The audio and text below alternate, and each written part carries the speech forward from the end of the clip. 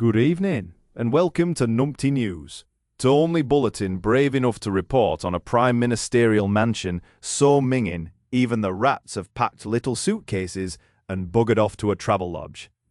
Tonight's top story: Canada's official leader house has been declared basically uninhabitable, thanks to mold, rot, and a rodent infestation so advanced it's practically formed a parish council.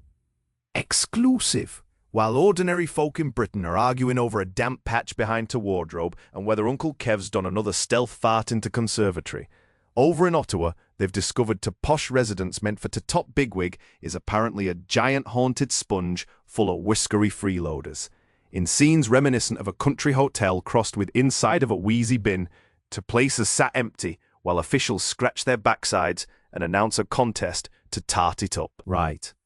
Numpty News sent our crack team of half-wits to investigate.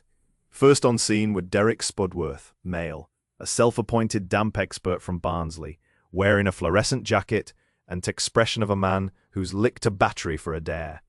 He stared at the grand residence, sniffed once, and nearly folded like a deck chair. Aye, that house is proper clammy, lad, sweating like a vicar in a bra shop, you kna.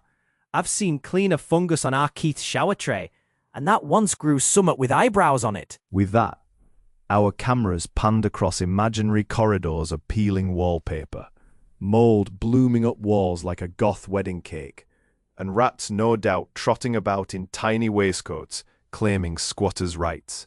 Shocked readers told us they were appalled, though not as appalled as local nuisance enthusiast Brenda Clagfettel, female, who immediately blamed the entire crisis on what she called too much poncing about and not enough opening windows. If the leaves a big posh house shut up for years, course it turns into a rat disco. Next, they'll say the mice have nicked to silverware and elected a mayor.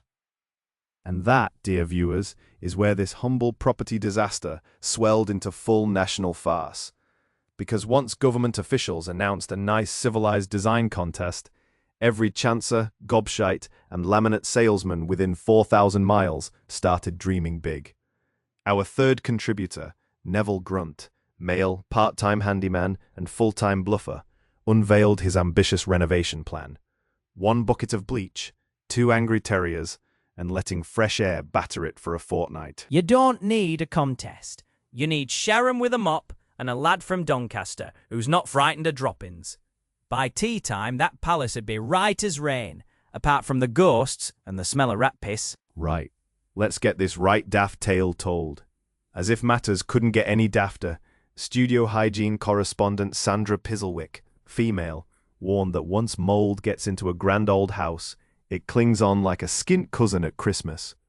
She then produced a sketch showing the rats running cabinet meetings from inside to walls, while ministers camp outside in scarves, pretending this is all perfectly normal. Mark me words, love.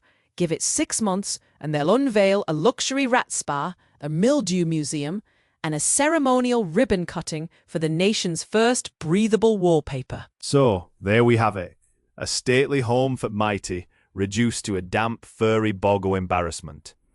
Only at Numpty News could a bit of mould become an international saga involving rat aristocracy, wallpaper trauma, and the strong possibility something unspeakable is living in t' pantry. Good night, lock up your biscuits, and for the love of all that's holy, crack a bloody window. And to ensure you don't miss out on tomorrow's Numpty News, please subscribe.